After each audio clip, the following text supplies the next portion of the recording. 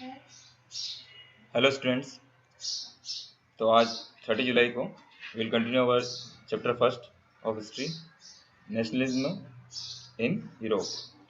तो हमारा first section जो है the French revolution and the idea of the nation. You already read about या learn about French revolution in class 9। आपने पढ़ा हुआ है क्लास 9 में फ्रेंच रिवॉल्यूशन के बारे में कि किस प्रकार से वहाँ का सोशल जो समाज था वो कैसा था। वहाँ पे 3 स्टेज थे, ठीक है, फर्स्ट सेकंड और थर्ड स्टेज। ठीक है, पढ़ा कि नहीं पढ़ा वहाँ पे कि फर्स्ट स्टेज में मतलब पादरी आते थे, ठीक है। सेकंड में मतलब जो है वहाँ के व्यापारी लोग आते थे। थर्ड में जो है मतलब वो सारे किसान विसान और जितने भी मतलब कामगार लोग वो आते थे। तो फ्रेंच रिवॉल्यूशन की बात करें तो फ्रेंच रिवॉल्यूशन 1789 में हुआ था और आइडिया ऑफ नेशन का मतलब है राष्ट्र का विचार। The first clear expression of nationalism came with the French revolution इन 1789। 1789 में पहली बार राष्ट्रवाद का जो एक्सप्रेशन आया था वो क्लियरली आया था। France, as you would remember, was a full-fledged territorial state in 1789 under the rule of an absolute monarch. 1789 में यह एब्सोल्यूट मोनार्च के अंतर्गत था, यानी कि मतलब एक निरंकुश राजतंत्र है उसके अंतर्गत ये स्थापित था फ्रांस। पर बाद में 1789 में जब यहाँ पर रिवॉल्यूशन हुआ तो वो एक नेशन राष्ट्र बन चुका था, ठीक है। The political and constitutional changes that came in the wake of the French Revolution led to the transfer of sovereignty from the monarchy to a body of French citizen। अब यहाँ पे देखिए 1789 में जब वहाँ पर चेंजेस आए, बदलाव आया, यानी कि वहाँ पर मतलब नेशनल स्टेट बना हो तो पॉलिटिकल, राजनीतिक, कॉन्स्टिट्यूशनल, संवैधानिक बदलाव आया वहाँ पर, ठीक है, फ्रेंच रिवॉल्यूशन के बाद में, जिसकी वजह से जो सोवर्निटी थी, सोवर्निटी यानी संप्रभुता। संप्रभुता का मतलब होता है कि आपके देश के ऊपर आपका ही मतलब कंट्रोल होना, ठीक है, आपके देश के ऊपर आपका कंट्रोल होना, न कि किसी बाहरी व्यक्ति का कंट्रोल होना।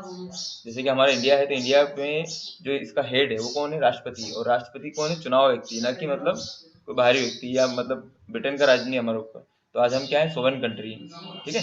तो यहाँ पर रिवोल्यूशन के बाद में इसकी सोवरेनिटी जो है वो बढ़ी थी और मोनार्ची से मतलब अब जो है वहाँ पर फ्रांस में जो रूल था वो किसका था? फ्रेंच के सिटीजन्स का, वहाँ के नागरिकों का था। Revolution proclaim the body of French citizen, sorry, the revolution proclaim, जो रिवोल्यूशन है वो घोषणा करता है that it was the people who would henceforth constitute the nation and shape its destiny, कि जो यहाँ के लोग, फ्रांस के जो लोग हैं वो आगे से इसके कॉन्स्टिट्यूशन को मतलब इसको नेशन को कॉन्स्टिट्यूट करेंगे और इसकी डेस्टिनी को भी, इसके भविष्य को भी, यानी कि जो भी करना है, बदलाव करना है, चेंजेस करना है, इसके भविष्य को बदलना है, वो सब काम कौन करेगा? इसके नागरिक है, ना कि कोई एक पर्टिकुलर पर्सन, जैसे कि राजा हुआ करता था पहले, ठीक है। लुई सोलवा के बारे में पढ़ा है ना आपने, इसमें रशिया के बारे में पढ़ा है आपने, ठीक है।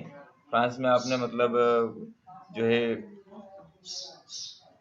तो दोनों दोनों क्रांतियों के बारे में पढ़ा हुआ 9th क्लास में आपने। चलिए अब इसमें हुआ क्या था, ये तो 9th का सेक्शन है ये। अब जो क्वेश्चन बनते हैं वो क्या बनते हैं? From the very beginning the French revolutionary introduce various measure and practice that could create a sense of collective identity among the French people. अब शुरुआत से ही फ्रेंच जो लोग थे उनके बीच में कलेक्टिव आइडेंटिटी को बढ़ाने के लिए, यानी कि हम सब एक हैं ऐसा बनाने के लिए उन्होंने बहुत सारे मेजर्स अपनाए, बहुत सारे तरीके अपनाए। वो तरीके क्या थे कि वो ये माने कि हम सब क्या हैं? एक हैं। तो पहला तरीका था द आइडियाज ऑफ ला पेट्रिया, मतलब द फादरलैंड, पितृ भूमि, यानी कि ये जो भूमि है ये किसकी है? हमारी है, ठीक है, हम सब इसके निवासी हैं। And the left region the citizen, नागरिकता, emphasis the notion of a united community enjoying equal right under a constitution. एक कॉन्स्टिट्यूशन के अंतर्गत एक जो कम्युनिटी है वो इक्वल राइट को एंजॉय कर रही है, और उसका ये जो सोच है कि भाई ये हमारा मतलब ये पितृभूमि है, हमारी मतलब जन्मभूमि है, मातृभूमि है, मदरलैंड है हमारी, ठीक है। तो उससे एक बिलोंगिंग्स आ जाती है, ठीक है, कि कॉमन कलेक्टिव बिलोंगिंग आ जाती है, कलेक्टिव आइडेंटिटी आ जाती है। नेक्स्ट जो मतलब उनका, अब ये पहला पॉइंट हो गया इसका। क्वेश्चन जो बनता है आपका तो पहला पॉइंट ये आ जाता है कि एक तो मतलब दो वर्ड यूज किए गए थे, ला पेट्रिया या फादरलैंड, और दूसरा द सिटीजन, ठीक है।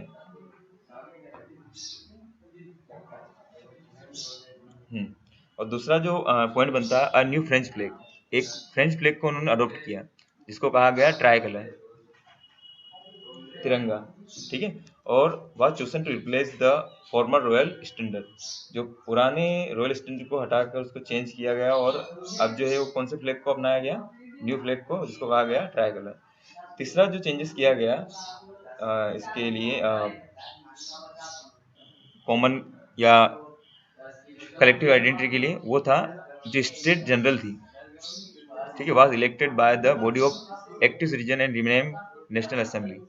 जो स्टेट जनरल थी, पहले भी हुआ करती थी, आज़ाद मतलब उसके फ्रांस के आज़ादी से पहले 1789 से पहले स्टेट जनरल हुआ करती थी।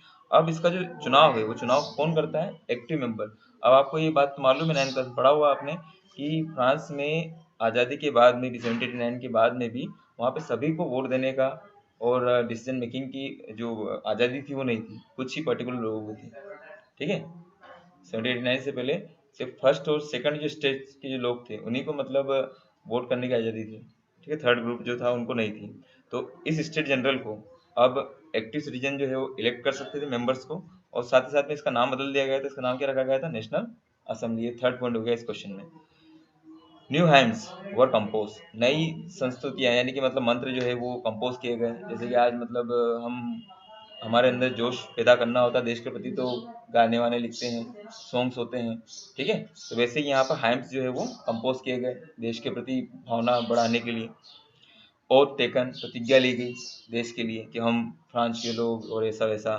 And martyrs commemorates all in the name of nation, और जो मतलब बलिदान जिन्होंने दिया क्रांतिकारियों ने या देशभक्तों ने, उनके नाम पर नेशंस के नाम पर मतलब लोगों को मतलब क्या किया गया, इकट्ठा किया गया। A centralized administrative system was put in place and it formulated uniform law for all citizens when within its territory. एक केंद्रीकृत प्रशासनिक संस्था जो स्थापित की गई, जो सिस्टम स्थापित किया गया, जिसका ये काम था कि पूरे टेरिटरी में, पूरे क्षेत्र में एक ही प्रकार का कानून क्या हो, लागू हो या चले। International custom duty and dues were abolished and a uniform system of weight and measures was adopted. जो अंतर्राष्ट्रीय कस्टम ड्यूटीज थी, यानी कि मतलब कौन बाहर आ रहा है, जैसे बाहर से आने वाला जो आपका मतलब ये होता था, जितना भी सामान होता था, गुड्स होते थे, वो सारे गुड्स जो है अब उसको ख़त्म कर दिया गया था, ड्यूज को ख़त्म कर दिया गया था, कितना पैसा देना है कितना पैसा नहीं देना है। साथ ही साथ में फ्रेंच के अंदर अलग अलग वेट और मेजर्स के मतलब सिस्टम थे कि आप एक क्षेत्र में जाते हो तो वहाँ पे वहाँ का वेट अलग रहता है, फिर अगले क्षेत्र में जाते हो तो वहाँ पे वेट जो है वो कम या ज़्यादा हो जाता है। जैसे कि अगर आप 5 किलो सामान लेके गए तो एक क्षेत्र में जाओगे तो वो 6 किलो हो जाएगा, अगले क्षेत्र में जाओगे तो 10 किलो हो जाएगा। ऐसे मतलब वहाँ पर वेटिंग सिस्टम के जो था वो अलग अलग था, उस सबको हटा दिया गया, अबलेश कर दिया गया और एक यूनिफॉर्म सिस्टम को अडॉप्ट किया गया। Regional dialect were discouraged and French as it was spoken and within in Paris become the common language of the nation. जो फ्रेंच में भी अलग अलग रीजन्स थे, क्षेत्र थे, तो इन क्षेत्रों में बोली जाने वाली जो डायलेक्ट्स थी यानी कि बोलियाँ, उन बोलियों को डिस्करेज किया गया कि आप ये बोलियाँ नहीं बोलोगे, इनकी बजाय आप क्या बोलोगे, फ्रेंच लैंग्वेज बोलोगे। उसको मतलब नेशनल लैंग्वेज के और कॉमन लैंग्वेज के रूप में मतलब प्रचार प्रसार किया गया उसका। तो एक लैंग्वेज के रूप में भी कॉमननेस आ गई, प्रशासन भी कॉमन हो गया, सिस्टम जो था मतलब मेजर्स का वो भी क्या हो गया, वो भी कॉमन हो गया। फादरलैंड का मतलब सोच लोगों के दिमाग में डाल दी गई, एक नई ओथ ली गई, नए हैंड्स बनाए, कंपोज किए गए। तो ये कुछ मेजर्स थे, किस लिए, एक कलेक्टिव आइडेंटिटी को बढ़ावा देने के लिए कि हम सब क्या हैं, फ्रेंच पीपल है, ठीक है। हमारे इंडिया में भी होता ना कि भारत के लिए, देशभक्ति के लिए गीत होते हैं, ठीक है, प्रतिज्ञा ली जाती है, क्रांतिकारियों के नाम पर देश के लिए इकट्ठा होने के लिए कहा जाता है। तो वैसे ही वहाँ पर भी मतलब ये शुरुआती समय में हुआ, 1789 में हो गया, आज हमारे यहाँ पे होता है। The revolutionary further declared that it was the mission and destiny of the French nation to liberate the people of the Europe from despotism. In other words, to help other people of Europe to become nations. जो France के क्रांतिकारी थे उन्होंने ये तक घोषणा कर दी थी कि उनका ये मिशन था कि जो फ्रेंच नेशन को जिस प्रकार से उन्होंने मतलब निरंकुशवाद से बाहर निकाला है, उसी प्रकार से वो पूरे यूरोप की जो भी कंट्रीज हैं उनको निरंकुशवाद से क्या करेगी, वो बाहर निकालेगी, ठीक है।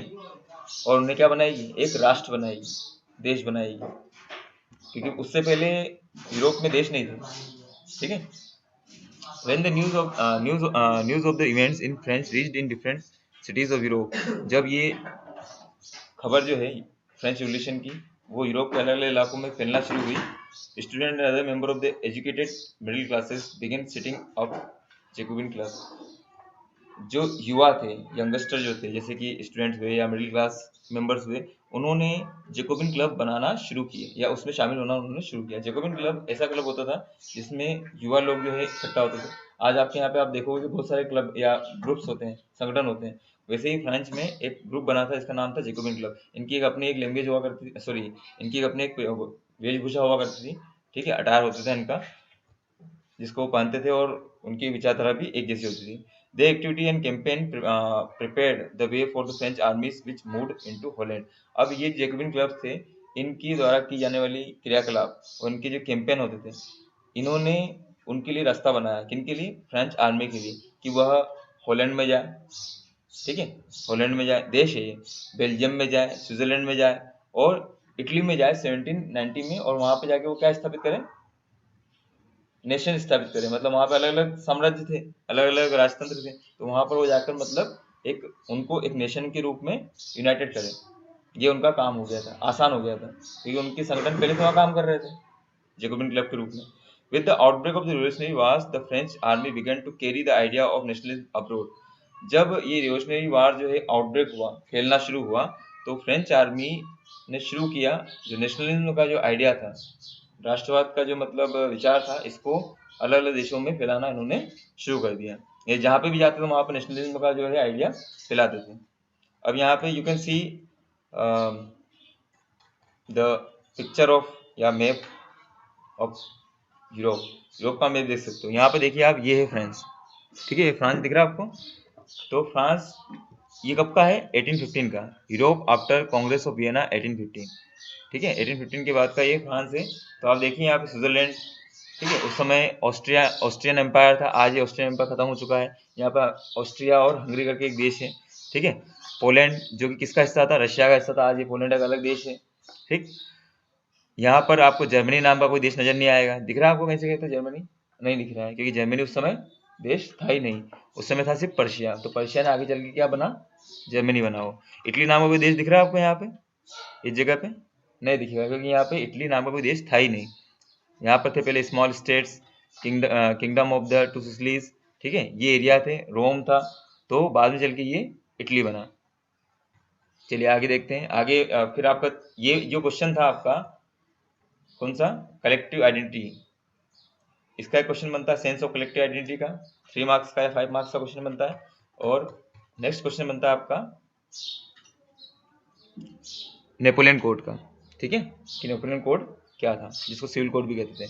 With in the wide swath of territory that came under his control. Napoleon के बारे में पढ़ लिया क्या हमने?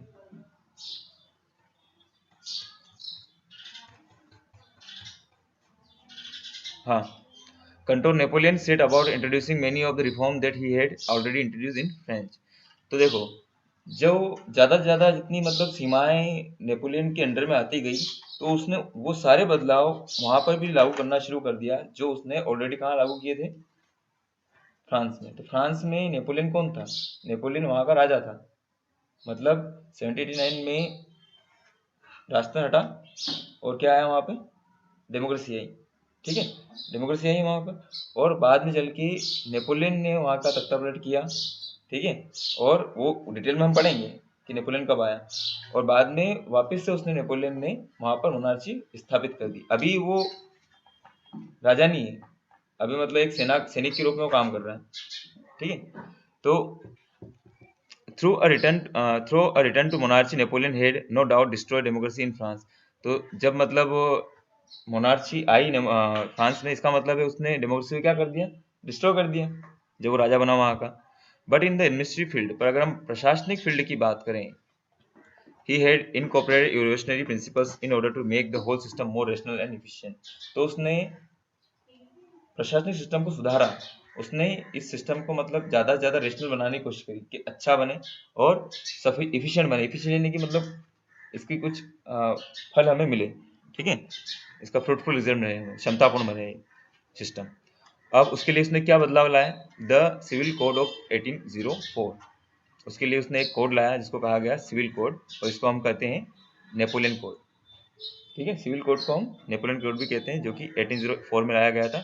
Did away with all privilege based on birth. अब इसके कार्य जो इसके पॉइंट बनते हैं वो है कि इसने वो सारे विशेषाधिकार जो जन्म पर आधारित थे उनको वापस ले लिया। इस्टेब्लिश इक्वलिटी बिफोर लॉ, कानून के समक्ष जो है सबकी समानता स्थापित की। And secure the right to property, और जो संपत्ति का अधिकार था उसको सिक्योर किया। इस कोड ने was exported to the regions under French control. इसको मतलब पूरे जितने भी मतलब फ्रेंच कंट्रोल के अंतर्गत जो क्षेत्र थे वहां पर इसे लागू किया गया। Dutch Republic in Switzerland, Italy, Germany. Napoleon ने एडमिनिस्ट्रेटिव डिवीजन जो था, मतलब विभाजन जो था, प्रशासनिक विभाजन, उसको भी सिंप्लीफाई किया। फ्यूडल सिस्टम को खत्म कर दिया। ठीक है, मतलब जो दास प्रथा थी उसको खत्म कर दिया। And freed peasants from serfdom, और जो किसान थे उनको सर्फडम से मतलब आज़ाद किया।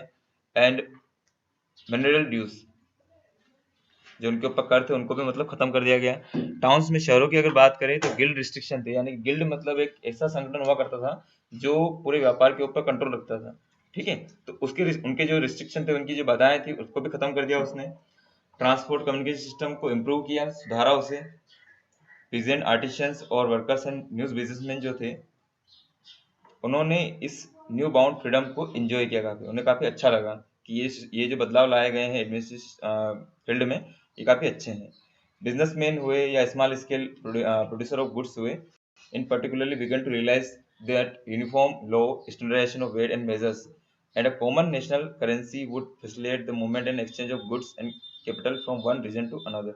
उनका ये मानना था कि जब यूनिफॉर्म लॉ होगा, मतलब एक जैसा कानून होगा, और वेट का स्टैंडर्डाइजेशन हो जाएगा, सभी जगह वेट को बराबर तरीके से मतलब मापा जाएगा।